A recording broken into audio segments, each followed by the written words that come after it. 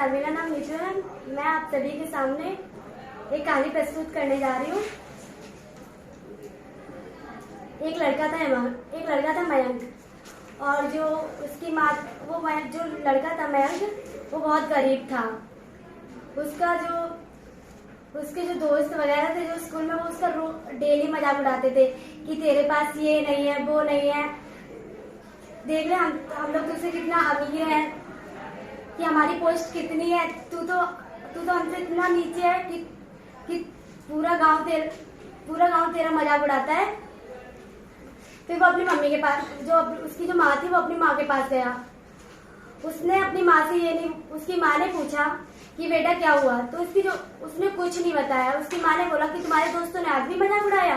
तो जो उसकी माँ थी, जो उसका बेटा था मयंक, उसने बोला था नहीं माँ, मेरे दोस्त तो ऐसे ही है, वो ऐसे ही करते, वो हर बार मेरे साथ ऐसे व्यवहार करते, बट मुझे कोई फर्क नहीं पड़ता।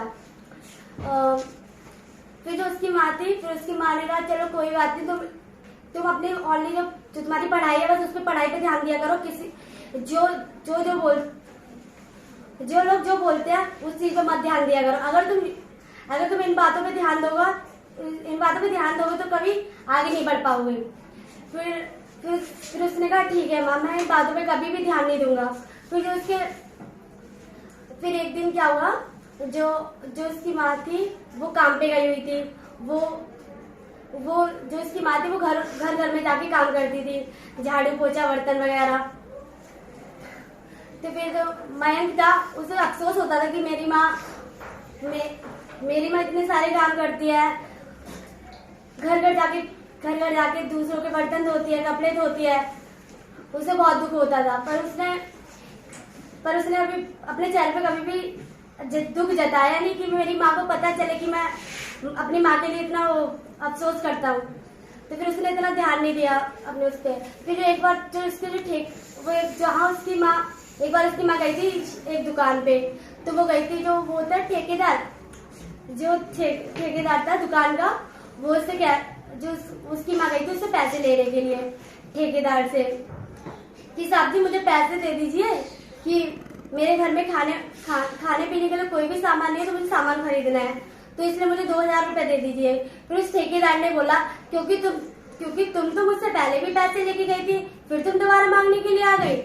फिर उसने कहा इस बार मैं तुम्हें नहीं दे सकता, अगर तुम फिर कभी भी, क्योंकि जो तुम्हारे पति है वो भी नहीं है जो मेरे पैसे लौटा देंगे, इसलिए फिर मैं अब तुम्हें नहीं दे सकता। क्योंकि जो उसका पति था वो एक एक्सीडेंट में मारा गया, इसलिए फिर जो उसने ठेकेदार ने बोला कि तुम्हारे पास चुकाने के लिए तो पैसे है नहीं, तुम बार मुंह उठा के पैसे मांगने आ जाती हो।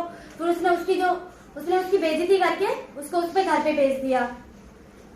फिर जब उसकी माँ लौट के आई तो उस मयंक ने पूछा माँ आपको क्या हुआ, तो फिर मयंक ने, उसकी जो माँ है, उसने बोला कुछ नहीं बेटा, बस ऐसे ही। तो फिर मयंक ने बोला माँ आप दोबारा उस ठेकेदार के पास गई थी पैसे मांगने के लिए। तो फिर उसकी माँ ने कहा नहीं बेटा ऐसी बात नहीं है।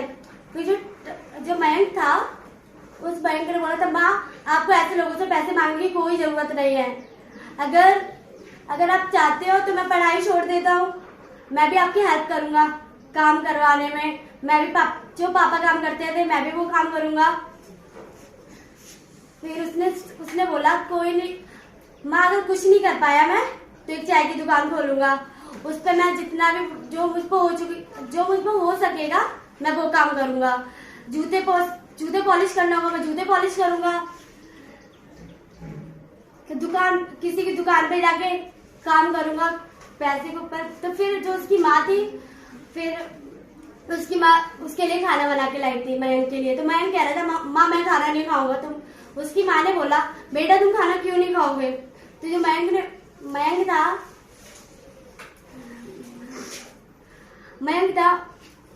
बोला माँ ऐसी बात नहीं है, मेरा मन नहीं है, मैं खाना नहीं जाता। फिर उसकी माँ ने भी जब उसकी माँ किचन में गई तो उसकी माँ ने बोला जब मेरा बेटा खाना नहीं खा रहा तो मैं कैसे खाना खा लूं। फिर बाद में 5 दिन तक फिर उसके बाद उसको जब वो स्कूल जा रहा था, जो उसके जो अध्यापक थे उन्होंने बोला बेटा आपकी फीस नहीं आई, आप फीस दे दो। तो फिर उसने बोला फिर वो रोने लगता है क्लास में बैठ के कि अभी तक मेरी फीस नहीं गई है। सारे बच्चे मेरा मजाक उड़ा रहे हैं कि तेरी तो फीस गई नहीं है, अभी देख ले हम सबकी फीस चली गई है। फिर उसको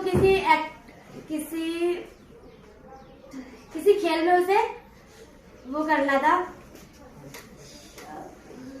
शामिल होना था किसी खेल में उसे।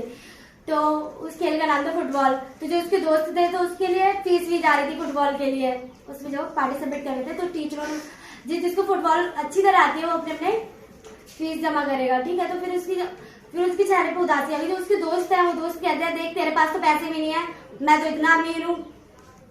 फिर उसका जो एक अच्छा दोस्त होता है उसका नाम होता है सुरेश।